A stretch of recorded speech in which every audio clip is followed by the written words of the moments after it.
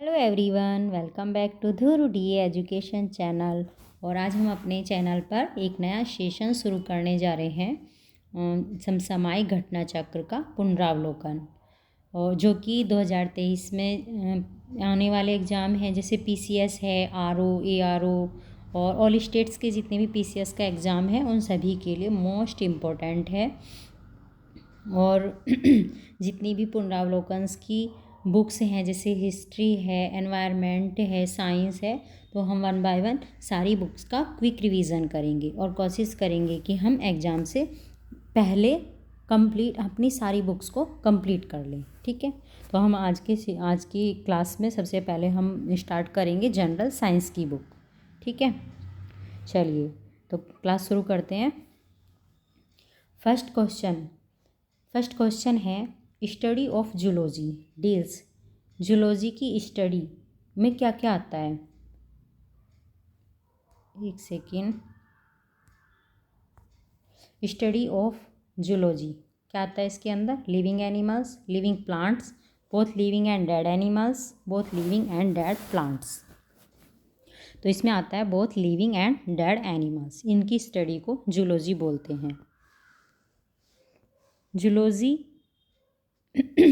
क्या होती है? Zoology is a branch of biology. Biology की ब्रांच है। It deals with the study of both living and extinct animals, दोनों सबको डील्स करती है, including there structure, embryology, evolution, classification, habits and distribution.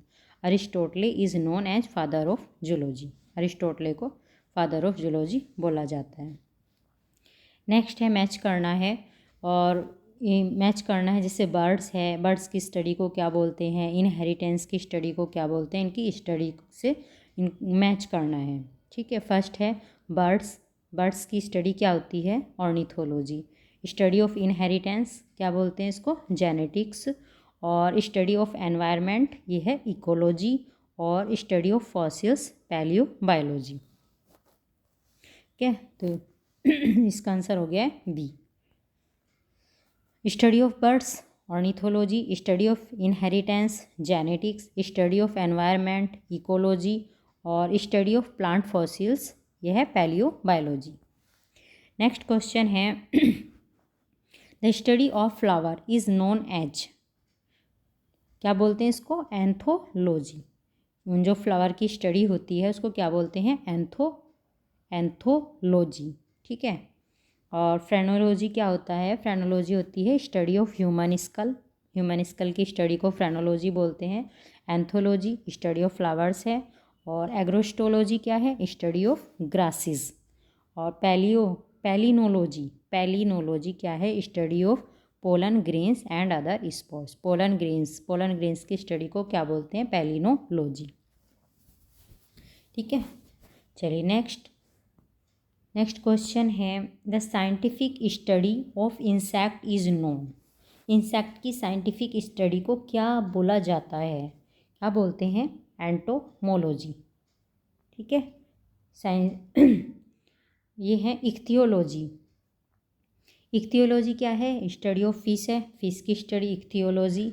Entomology क्या होती है? Scientific study of insect. और प्रेसिस्टोलॉजी क्या होती है? Study of parasitic organism. Parasitic जो ऑर्गेनिज्म होते हैं उनकी स्टडी को बोलते हैं पैरासिस्टोलॉजी। और मेलकोलॉजी होता है study of molluscs and its shells. Molluscs और इसकी जो सेल होती है उसकी स्टडी को क्या बोलते हैं? मेलकोलॉजी।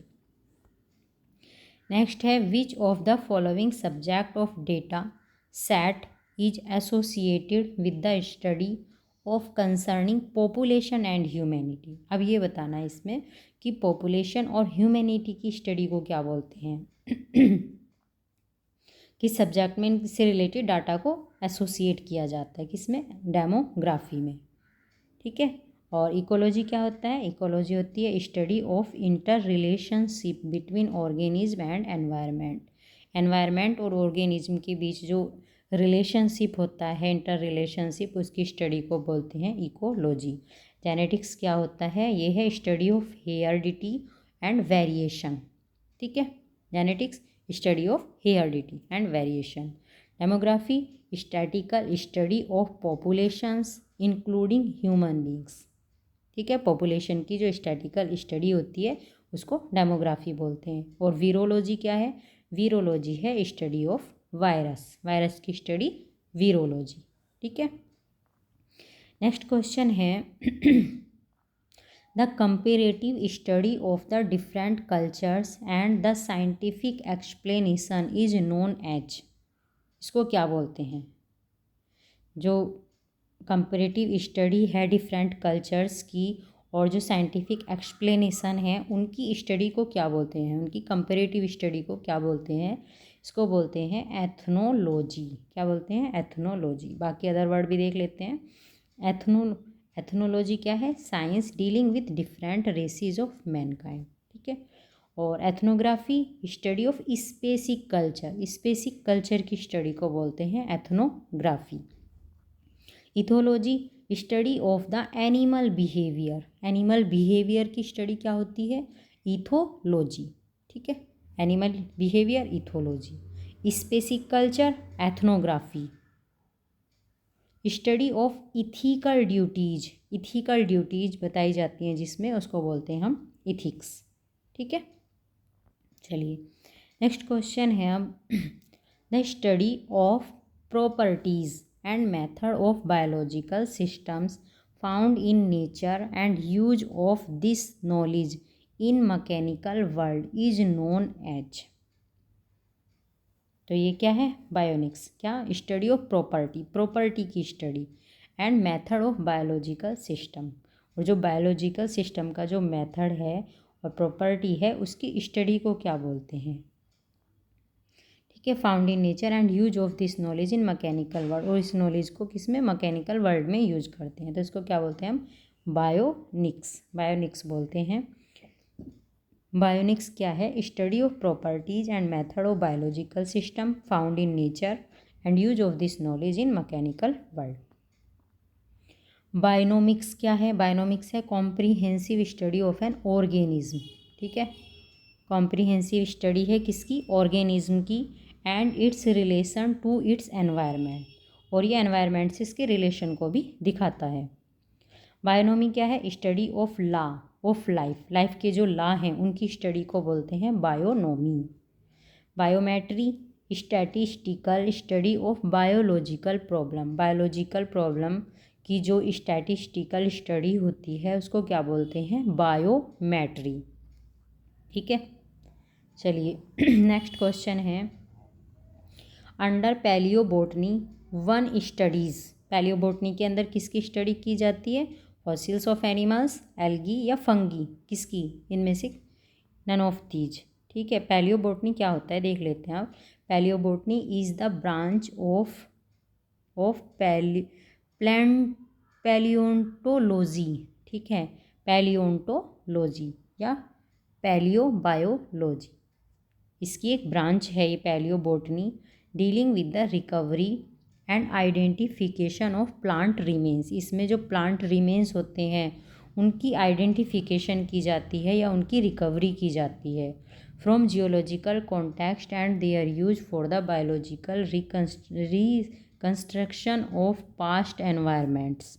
इन India professor Birbal Sahni is known as father of Indian palaeobotany. ठीक है, जो प्लांट के रिमेन्स होते हैं उनसे रिलेटेड उनका आइडेंटिफिकेशन किया जाता है पैलियोबोटनी के अंदर और उनकी रिकवरी। ठीक है, नेक्स्ट क्वेश्चन है rearing silk worm is known as. क्या बोलते हैं रियरिंग सिल्क वॉर्म को? क्या बोलते हैं? सेरीकल्चर। अब देख लेते हैं एपीकल्चर ये क्या होता है, हॉर्टिकल्चर वगैरह। एपीकल्चर है रियरिंग बीज। ठीक है, बीज मधुमक्खियाँ। ठीक है, एपीकल्चर किससे रिलेटेड है? बीज से। और रियरिंग बीज, बीज को मतलब मधुमक्खियों के पालन से संबंधित है। Horticulture study of fruits and flower producing plants. ठीक है, सेरीकल्चर रियरिंग सिल्कवॉर्म और floriculture study of flowers for decoration work. Study of flowers for decoration work क्या है? फ्लोरिकल्चर है। और एपीकल्चर क्या है? रियरिंग बीज है। Horticulture study of fruit and flower producing plants. ठीक है, चलिए नेक्स्ट है हनी बीज आर यूज्ड इन, किस में यूज़ किया जाता है हनी बीज का, ये एपीकल्चर अभी पढ़ा ऊपर, honey bees are used in apiculture. Okay next question, which one of the following is not correctly matched. अब इसमें ये देखना है कि कौन सा करेक्टली मैच्ड नहीं है, गलत है ना, जो गलत है वो छांटना है। फ्लावर कल्टीवेशन को क्या बोलते हैं, फ्लोरिकल्चर। क्रॉप कल्टीवेशन को क्या बोलते हैं, एग्रोनोमी। और फ्रूट्स कल्टीवेशन को क्या बोलते हैं, पोमोलॉजी। लेकिन ये क्या है, ये इसमें सही मैच नहीं है। वेजिटेबल कल्टीवेशन को हॉर्टिकल्चर नहीं बोलते हैं। अब देख लेते हैं हॉर्टिकल्चर क्या होता है। Horticulture is a special branch of agriculture की स्पेशल ब्रांच है। Pomology, olericulture and floriculture come under this branch, ये इस ब्रांच के अंदर आते हैं, किसके, हॉर्टिकल्चर के।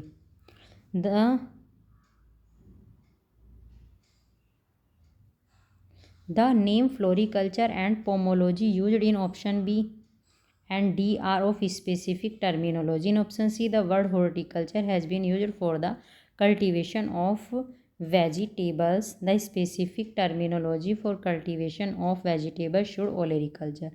वहाँ horticulture दे रखा था ना कि cultivation of vegetable क्या है, वहाँ पे दे रखा था ऑप्शन में क्या, ऑप्शन में दिया था हॉर्टिकल्चर, ये लेकिन हॉर्टिकल्चर नहीं है, ये क्या है, ओलेरिकल्चर है। क्या है ये, ओलेरिकल्चर। चलो मैं इसमें दिखा देती हूँ, नीचे है ना, यहाँ ये ओलेरिकल्चर है।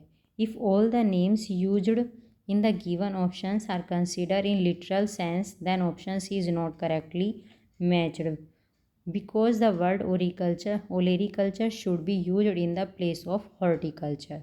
The word crop has a wide range vocabulary containing all types of crops like eatable, non-eatable and animal foods etc. Thus the word agronomy correctly matched for crop cultivation.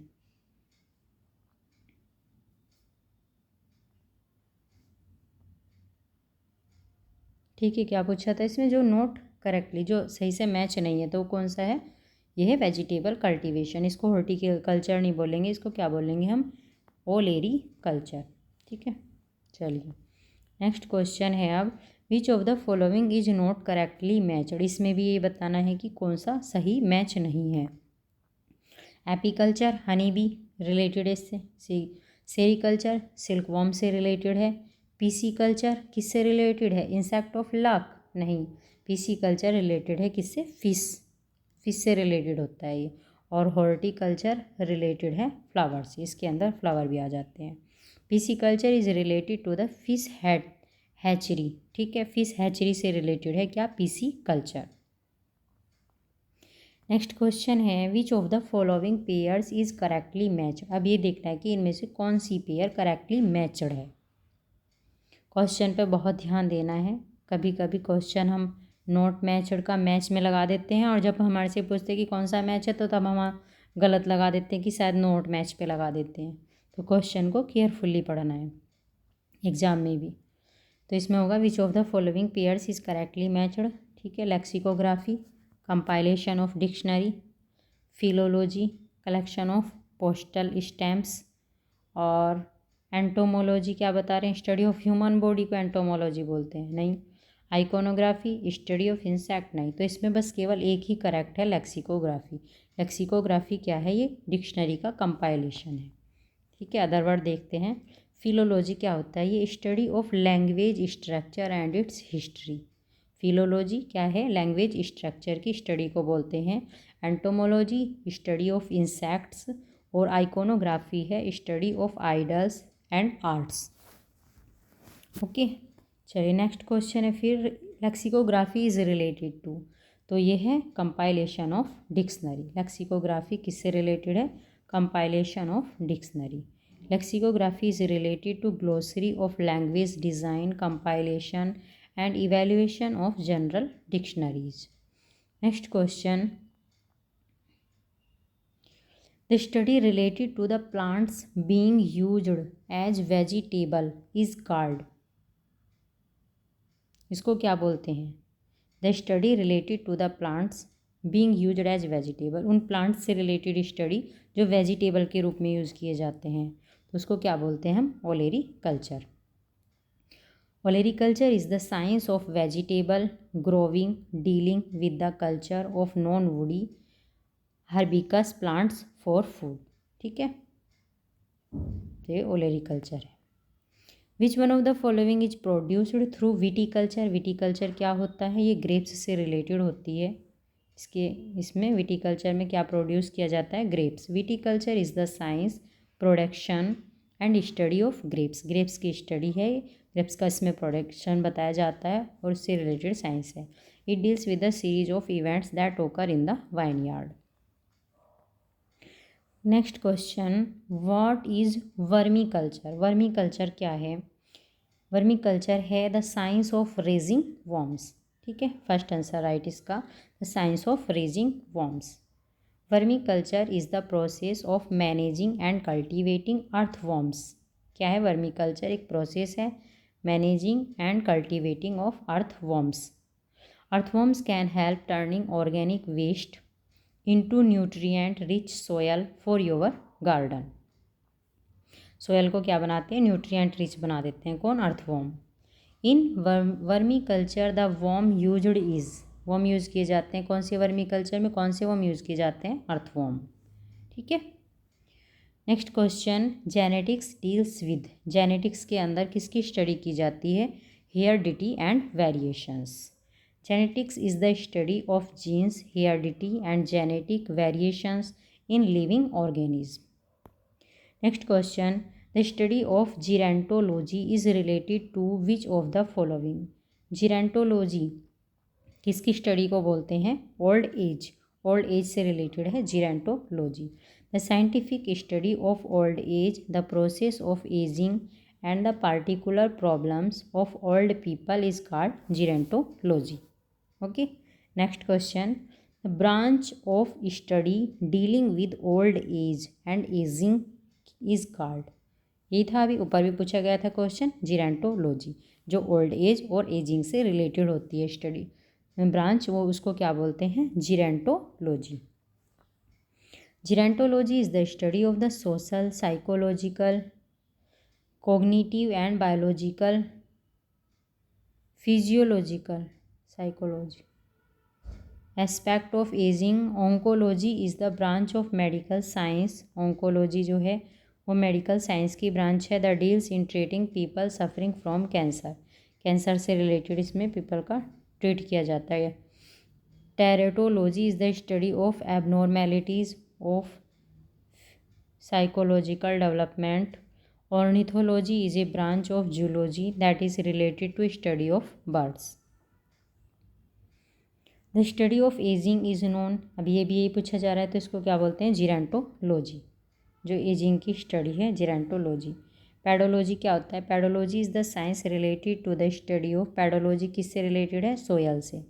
Pedology deals with the study of soil formation, soil morphology और soil classification. Study of bones are under which branch of science. ठीक है, study of bones क्या होती है? Bones से related study किस branch में की जाती है? यह है ऑस्टियोलॉजी. ऑस्टियोलॉजी. ऑस्टियोलॉजी है study of bones. Orology study of mountains. Mountains की स्टडी की जाती है orology. Serology study of serum. Serology, serum serology. Geology study of internal structure of the earth and matter found inside it. ठीक है, चलिए next question, the study of bones is done under the branch of science called. Study of bones भी पूछा था, क्या बोलते हैं इसको? ऑस्टियोलॉजी. ऑस्टियोलॉजी.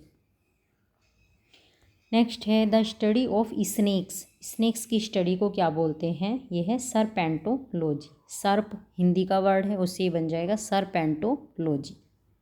ठीक है, serpentology is a branch of zoology which deals with the study of snakes. ठीक है, ornithology is a branch of zoology, it deals with study of birds. Study of birds ornithology है. Herpetology is the branch of zoology related to study of amphibians. Amphibians की study को क्या बोलते हैं? Herpetology. Herpetology including frogs हैं, toads, salamanders, newts and gymnophiona. ये सब इसके अंदर इंक्लूड हैं एम्फीबियंस के। And reptiles including snake, lizard, turtle, terrapins, tortoise, crocodilians and tuataras, ठीक है, tuataras. Ichthyology also known as fish science is branch of biology devoted to the study of fish. Study of fish को क्या बोलते हैं? Ichthyology. Next question है find out the odd one out from the following. इनमें से odd छांटना है जो इन सबसे अलग है। तो कौन सा है? फिजियोलॉजी, पैथोलॉजी, साइकोलॉजी या बैक्टीरियोलॉजी। तो कौन सा अलग है? साइकोलॉजी। फिजियोलॉजी, पैथोलॉजी और बैक्टीरियोलॉजी, ये तीनों तो क्या हैं? ये ब्रांच हैं किसकी? बायोलॉजी की। लेकिन psychology is the study of mind. ये साइकोलॉजी जो है ये माइंड की स्टडी है, बिहेवियर की and different form of other, ठीक है। फिजियो, पैथो, बायो, बैक्टीरियो, ये सब किसकी ब्रांच है? ये बायो की ब्रांच है। और साइकोलॉजी क्या है? ये स्टडी ऑफ माइंड है। What is hydroponics? हाइड्रोफोनिक्स क्या है? ग्रोविंग प्लांट विदाउट सोयल, जो प्लांट बिना सोयल के ग्रो होते हैं उनको बोलते हैं hydroponics. Hydroponics is a subset of hydroculture and is a method of growing plant using minerals, nutrients, solutions in water without soil, ठीक है। क्या है? विदाउट सोयल जो प्लांट होते हैं। नेक्स्ट क्वेश्चन है हमारा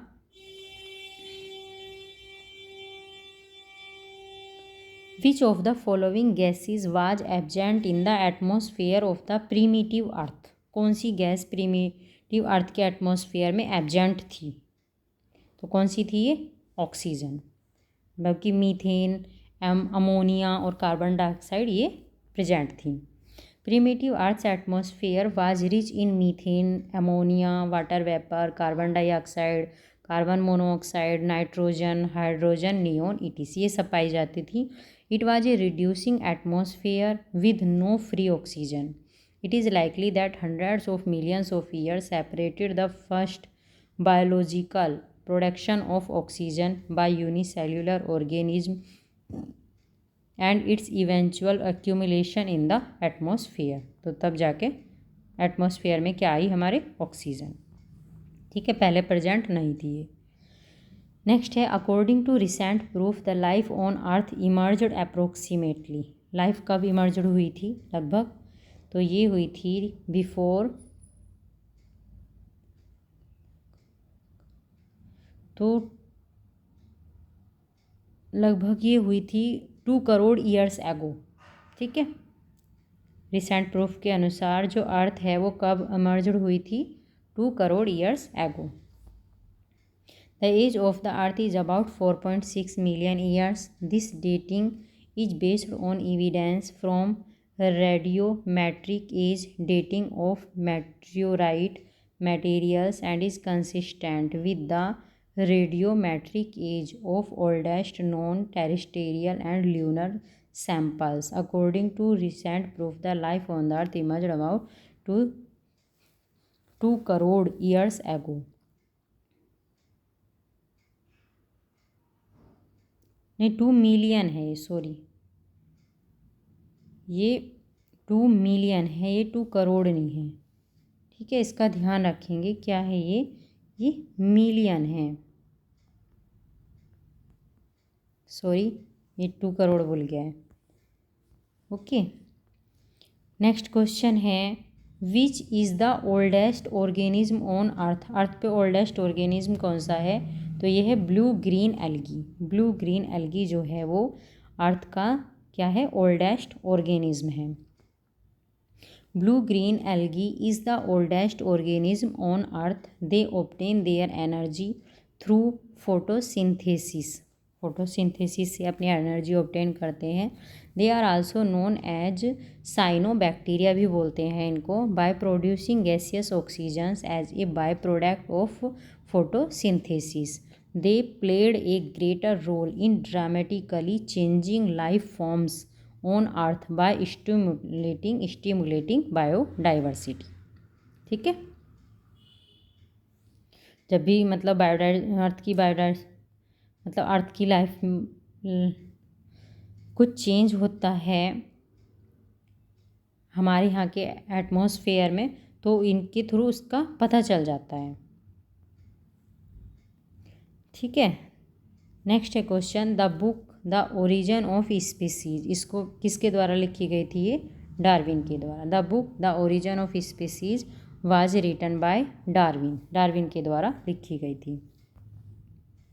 Charles Darwin explained natural selection in his book the origin of species, 1859 में लिखी थी। Full title, on the origin of species by means of natural selection, या the preservation of favoured races in the struggle for life. It is considered to be the foundation of evolutionary biology, evolutionary का इसको foundation भी बताया। और किसने लिखी है ये? The origin of species, Charles Darwin ने। नेक्स्ट क्वेश्चन है, Darwin's theory of natural selection is based on, किस पे बेस्ड है?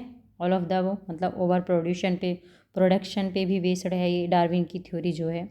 ये डार्विन की थ्योरी का जो नेचुरल सिलेक्शन है वो किस पे बेस्ड है? ओवर प्रोडक्शन पे, struggle for existence and variation, और सर्वाइवल ऑफ द फिटेस्ट, तीनों पे बेस्ड है। Charles Robert Darwin was an English geologist and best known for his contribution to evolution theory. Darwin published his theory of evolution in his book on the origin of species in 1859. It states that all species of organisms arise and develop through the natural selection of small inherited variations, and that increase the individual's ability to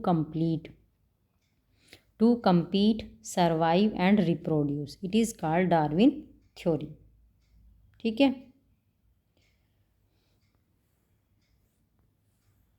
next है अब next question, who propounded the theory of evolution, किसने प्रोपाउंड करी थी? ये Darwin ने। Evolution की theory किसने प्रोपाउंड की थी? डार्विन ने।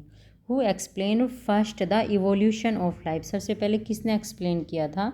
लेमार्क ने एक्सप्लेन किया था सबसे पहले। किसको?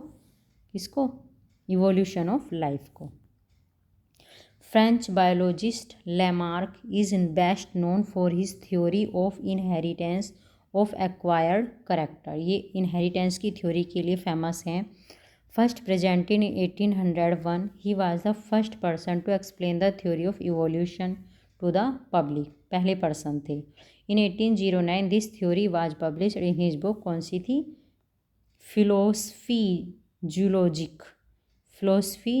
फिलोसफी जूलॉजिक इनकी बुक थी, जिसमें इन्होंने पहली बार थ्योरी को पब्लिश किया था। चलिए नेक्स्ट क्वेश्चन है आप, the mutation theory of evolution was enunciated by Hugo de Vries ने दी थी। क्या? द म्यूटेशन थ्योरी, इवोल्यूशन की म्यूटेशन थ्योरी दी थी ह्यूगो डी व्रीज ने। Hugo de Vries is known for his mutation theory of evolution. According to him, new species are not formed by continuous variations, but by the sudden appearance of variations which he named as mutations. He stated that mutations are heritable and persist in successive generations. ठीक है, चलिए next question है, अब match करना है list 1 को list 2 से match करना है। बताना है कि थ्योरी ऑफ म्यूटेशन किसने दी थी, थ्योरी ऑफ इवोल्यूशन किसने दी थी, है ना। तो थ्योरी ऑफ म्यूटेशन अभी पढ़ा है, किसने दी थी? ये डी व्रीज ने। और थ्योरी ऑफ इवोल्यूशन किसने दी थी? ये दी थी डार्विन ने। ठीक है, बी आंसर है इसका। चलो नीचे देख लेते हैं हम। ये देखो, थ्योरी ऑफ म्यूटेशन दी थी डी व्रीज ने, थ्योरी ऑफ इवोल्यूशन बताई थी डार्विन ने, और 1 जीन 1 एंजाइम हाइपोथेसिस ये बताई थी बीडल एंड टोटम ने। ठीक है, बीडल एंड टैटम। और ओपेरोन कंसेप्ट किसने दिया था? जैकोब एंड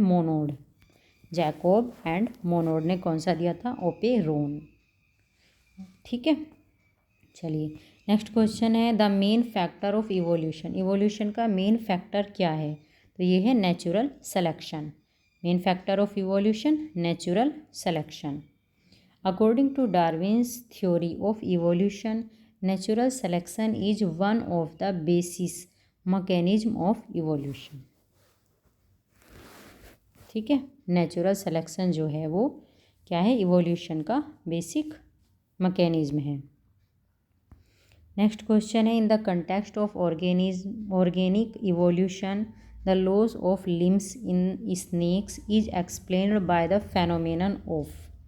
तो ये था use and disuse of organism. इस फेनोमेनन में बताया गया था क्या, in the context of organic evolution the loss of limbs in snake में जो लिम्स थे उनके लॉस को बताया गया था। किसके द्वारा एक्सप्लेन की गई है ये phenomenon, use and disuse of organism. इस पे आधारित है कि हम ऑर्गन्स का यूज करते हैं या डिसयूज करते हैं उसको। तो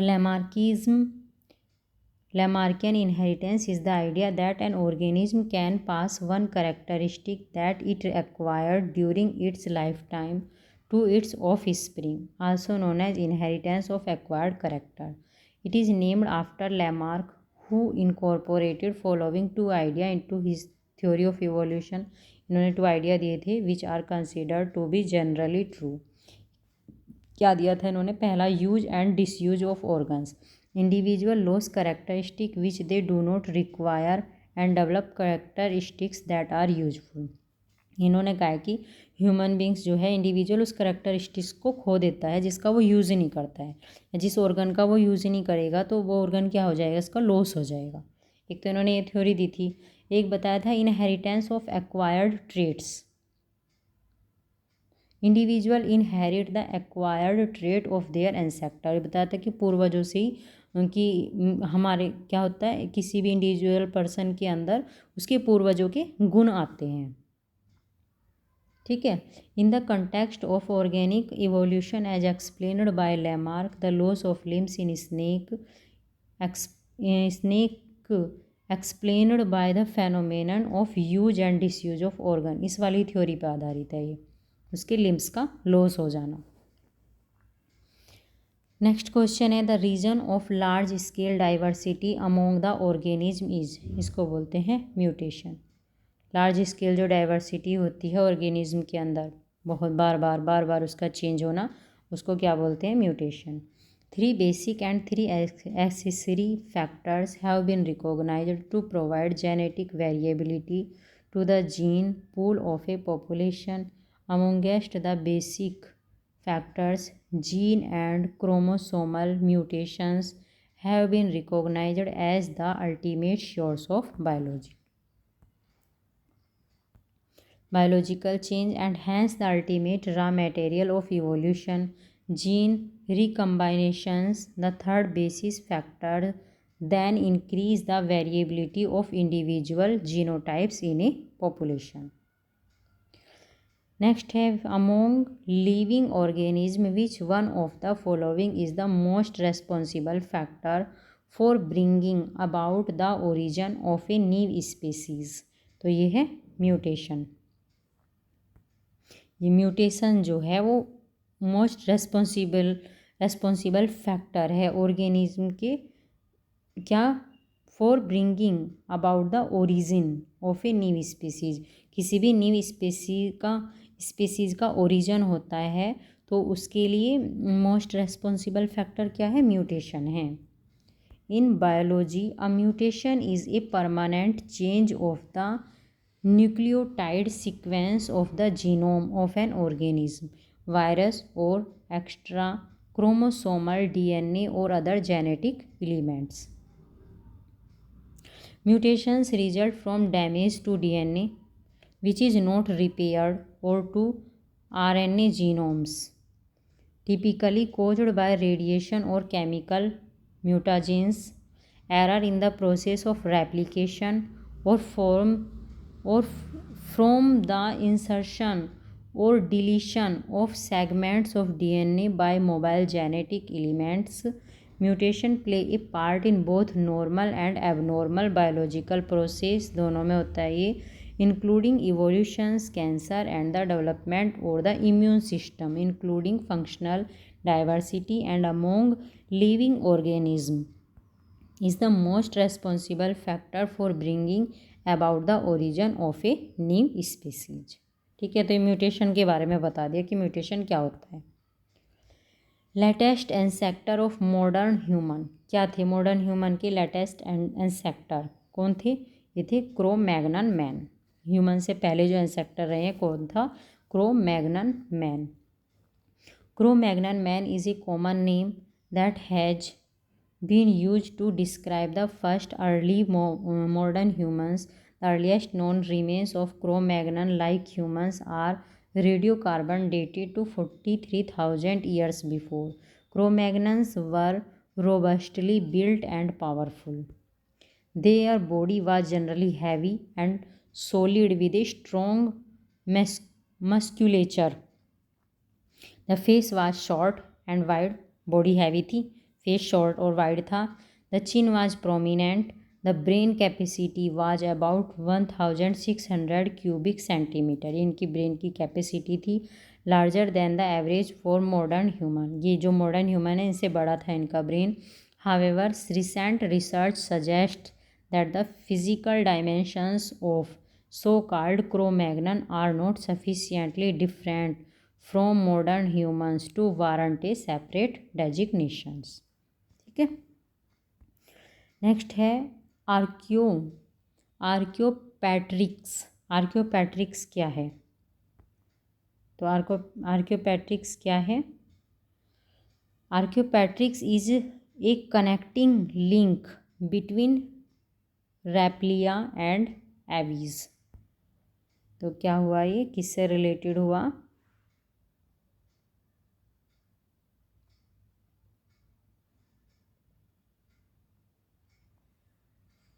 अच्छा, इसका आंसर नहीं लगा। ठीक है, चलो यहाँ देखते हैं।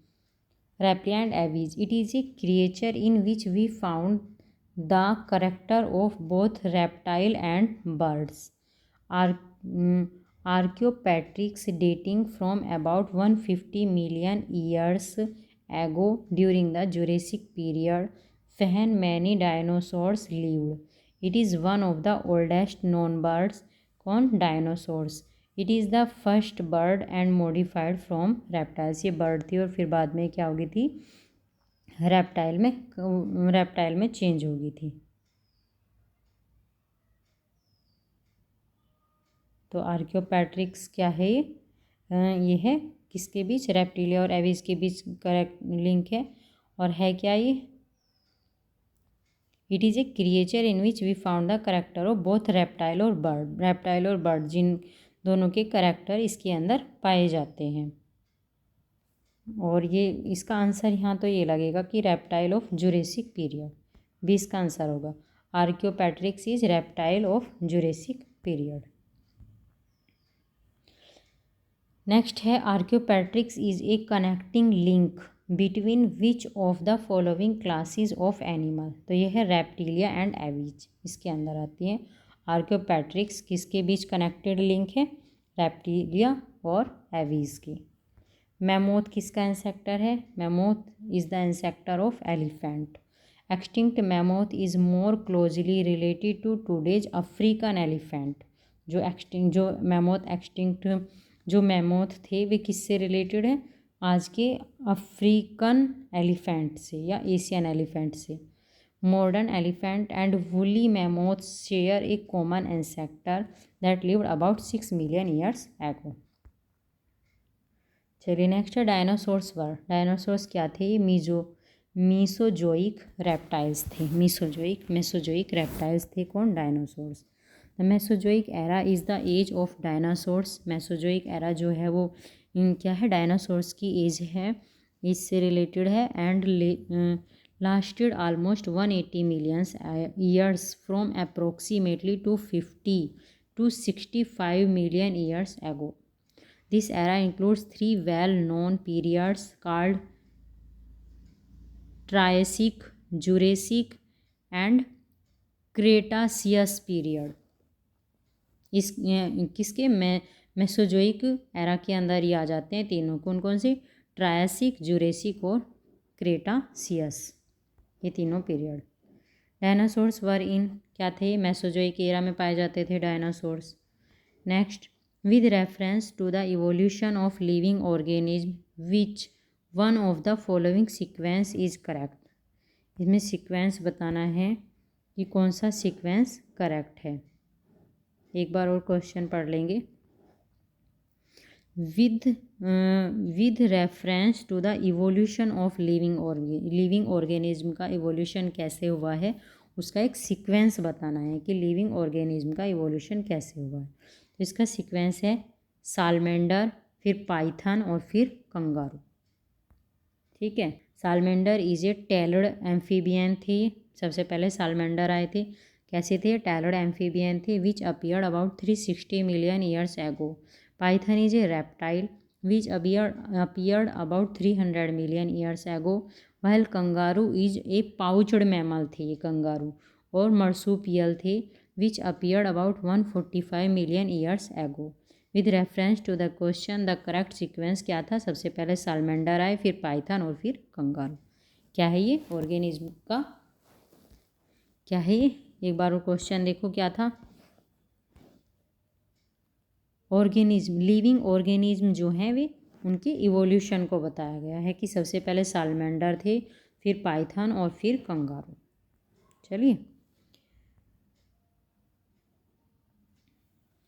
चलिए तो आज की क्लास हम यहीं समाप्त करते हैं। और नेक्स्ट क्वेश्चन जो इसका जो नेक्स्ट पार्ट है हम कल की क्लास में लेके आएंगे। ठीक है, आई होप आप सबको क्लास अच्छी लगी होगी। और प्लीज़ अगर क्लास अच्छी लगी हो तो वीडियो को शेयर करें और चैनल को सब्सक्राइब कर लें, क्योंकि ये जो पूर्वावलोकन की जो बुक्स हैं आपकी, ये आपके एग्ज़ाम के लिए जो पीसीएस का एग्ज़ाम आने वाला है मई में, तो उसके लिए मोस्ट इम्पोर्टेंट है। और ARO का भी एग्ज़ाम आने वाला है, तो उसके लिए भी एकदम रामबाण है। ठीक है, जीके का मोस्टली पार्ट आपका इनसे ही कवर हो जाएगा। चलिए ठीक है, थैंक यू।